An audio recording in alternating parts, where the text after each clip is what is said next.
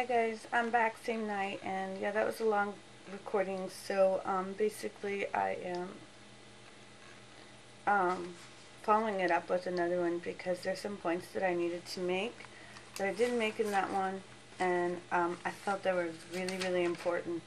And I want to first say that I did watch the video first, and before I even responded to him, I actually went to Reen's video, looked up the guy's name, and then went to his video. And my thing is this, is that if a lot of people are misunderstanding you, then maybe it's not them, maybe it's you.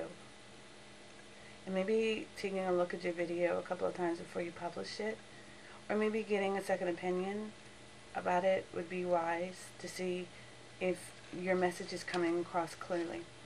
But nonetheless, I do feel like you tried to backpedal, but you did that very unsuccessfully. So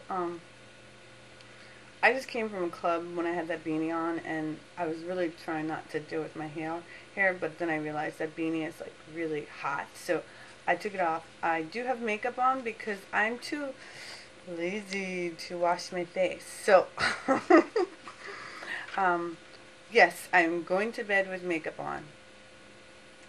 I'm not trying to impress anybody. I'm just lazy.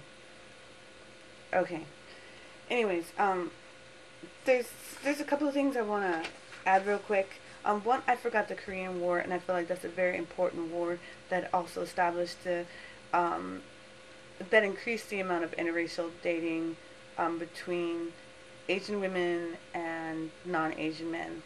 The establishment is based there too, and I feel that war is forgotten a lot. So I just wanted to make honorable mention to that from my other video. There were a lot of men also in these military bases that were stationed overseas, and they brought their wives back here with them. So that also brought the increased exposure to Asian female and ex-man here in America. Let me just say this also. I'm not saying that it's a bad thing. I love it to death. But I think that people just don't realize how far back that started, and that's why it's more acceptable. So, I'm going to continue. The other thing I mentioned there, he said something about incommonality, or, trades and stuff like that. Okay, here's the thing. Actually, there are a lot when it comes to types of food. Necessarily, I'm not saying because it's an Asian continent, therefore their menu is going to be different based on what is available to them, but flavors, taste flavors, there are very similar things. And believe it or not, the other thing that Asian men and African American women have in common, and I'm speaking because I've done something that, I'm sorry, Mr. Camera One, you haven't done. I know a lot of Asian people, and I ask questions. And something that I've noticed with Asian men is that they feel they are in a similar situation as black women. They're overlooked. By the media, they are seen as a submissive or pretty or nerdy person. They're not really given a power role unless it's a kung fu movie. So, for me, I think that the Asian man and the African American women have been two people who have been overlooked for a while, because believe it or not, more Asian women are actually dating outside of their ethnicity as well. And with that, there are more Asian men, great Asian men, stable Asian men, confident Asian men, beautiful Asian men who are not taken. And there are plenty of African American females, black females, whatever you want to call them, that are overlooked because of stereotypes. Now, what happens is when you have two people at the bottom bottom of the totem pole, what can happen is kind of how the Irish came to this country and they were seen as the bottom of the scale, and then when the African slave came in, they were like, oh, look, we're not at the bottom of the scale anymore. Let's make sure they stay there by downgrading them. But what has happened, instead of the Asian male going, oh, well, we're not going to date them or talk to them or anything. What has happened is more so we're down here together.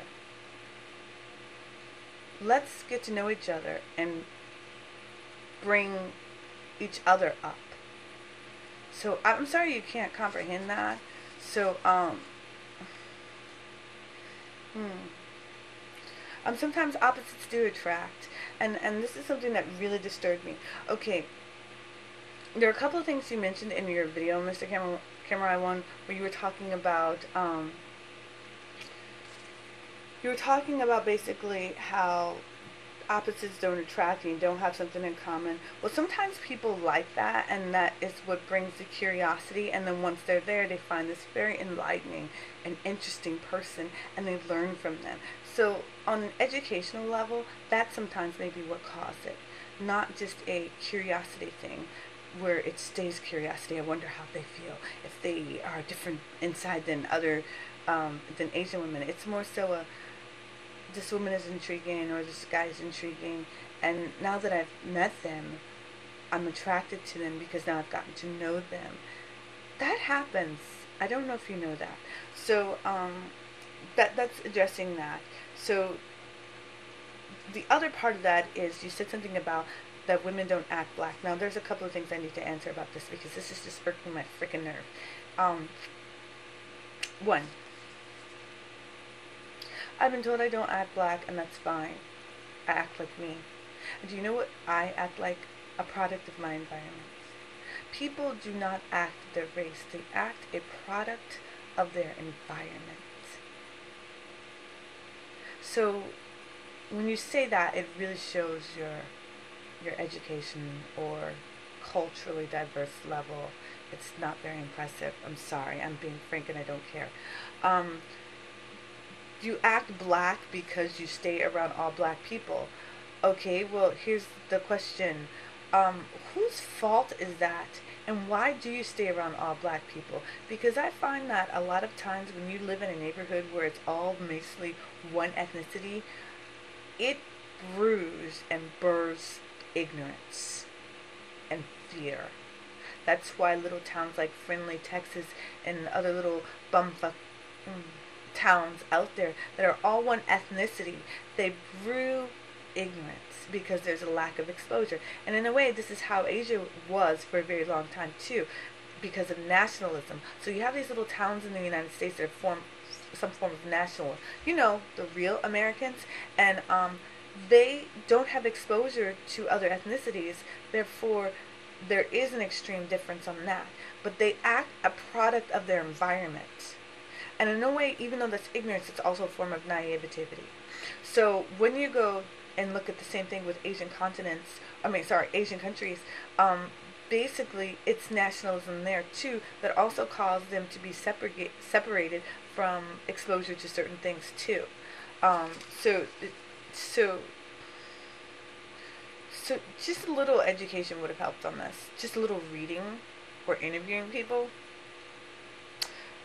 The last thing I want to say, I'm really trying to keep this short, even though I'm already at 8 minutes, is that you mentioned something that I found absolutely hilarious, and I think it's absolutely true. Camera One, you said something about black men, or that other men find women of color interesting or giving them a shot if they don't act black. Okay, well, or if they have long hair, or if they look a certain way, or if they talk a certain way. Here's my thing. And this has always been my rule from what my godmother, who is Korean, told me. I know I looked crazy just then. If a black man does not find me attractive because I'm too skinny, I don't have a big enough butt, or I don't act a certain way, and because I'm educated, it's intimidating for him, oh, the fuck well. Someone else will. I could give a butterfly's balls if because I do not roll my head or show whatever traits you want to stereotype to a black woman, that a black man doesn't find me attractive. He's not the only fish in the sea. There are plenty other beautiful men out there who find women who educate themselves attractive. Now, the last thing I want to say, and that's for, in case those women out there that you were talking about are listening to this. Any woman who dates a man, and this happens in every culture, so please, if you were more educated, you would know that Asian women are doing this as well. Some Asian women date white men because they see it as an upgrade in status, but nonetheless, I'm going to address this very easily. Any woman who wears a trophy on her arm to update her statue is not really updating jack. If you want to update yourself, the best way to do it is with self-empowerment, be it education, be it traveling and exposure to different cultures and different worlds. That is how you update yourself. Now, hopefully, I've broken as many stereotypes as you thought black women would have. And hopefully, you can see that someone like you would never even have a chance with this, because hopefully you'll understand that I'm not downscaling myself or settling, and nor are a lot of other beautiful black women out there. That's all I have to say. This is Enrico. Good night.